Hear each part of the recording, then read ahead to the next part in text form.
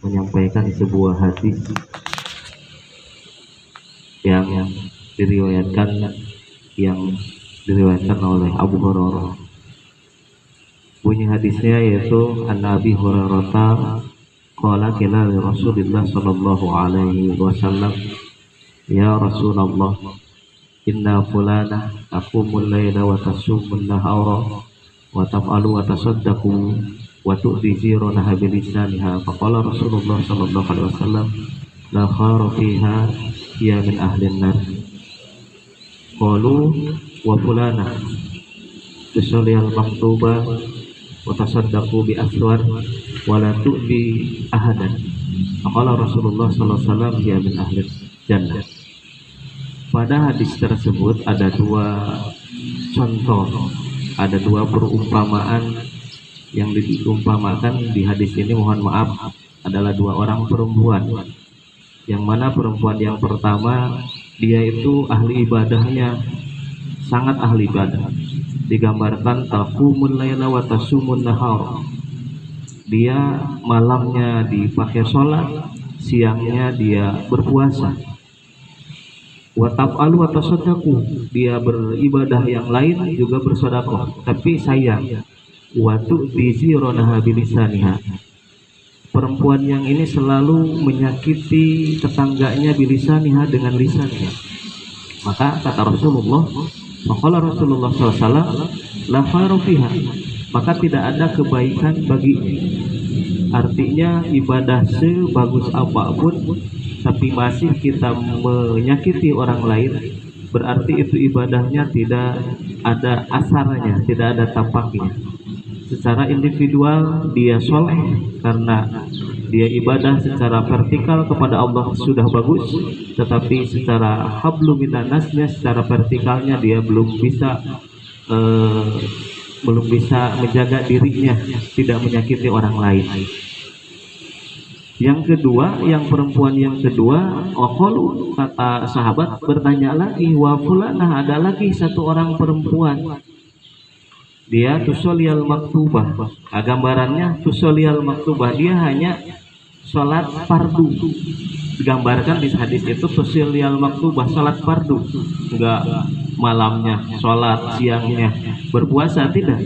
Digambarkannya tusoliyal maktubah wa tasaddaqu bi aswar, sedekahnya juga bi aswar, dengan potongan-potongan roti atau potongan-potongan keju. Jadi sedekahnya minim.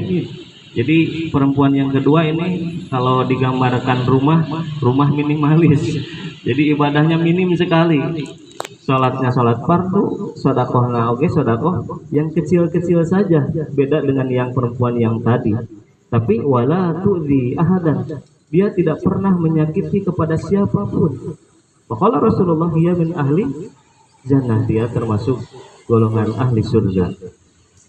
Dapat kita simpulkan bahwa kesolehan pribadi kita, kesolehan secara hablu minallah itu perlu kita tingkatkan, perlu kita evaluasi, karena selayaknya ibadah itu ada asarnya, ada tapaknya, sehingga ibadah itu membekas pada diri kita dan membentuk kepada kepribadian kita.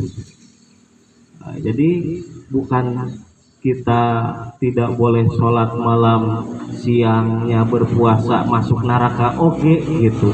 Tapi harus diimbangi dengan individu kita harus baik kepada sesama manusia, terutama pada tetangga kita. Kalau di rumah, definisi tetangga adalah rumah yang paling dekat dengan kita. Kalau di kantor, ya teman-teman sekantor kita. Jangan sampai ada orang-orang yang tersakiti oleh lisan kita, ada orang-orang yang tersakiti oleh perilaku kita, sehingga nilai ibadah kita bisa musnah karena dengan tidak punya perilaku yang baik.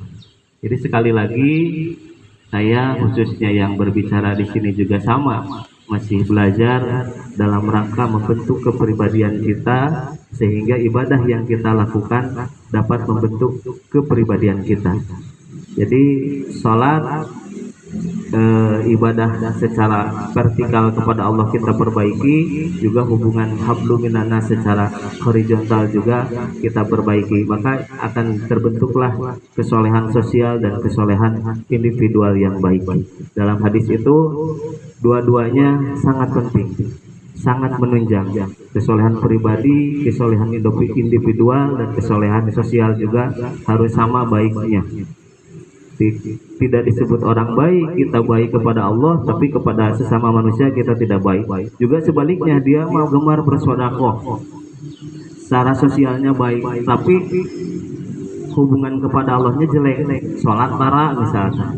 Mereka manusia mah bagus, sesama manusia baik, tapi ke Allahnya jelek. Jadi dua kesolehan itu harus kita pertahankan, harus kita perbaiki, yaitu kesolehan individual secara individu kita kepada Allah, juga secara sosial, kesolehan sosial juga harus kita perbaiki juga. Mudah-mudahan ada manfaatnya. Allahumma fiqil aqwal. Assalamualaikum warahmatullahi wabarakatuh.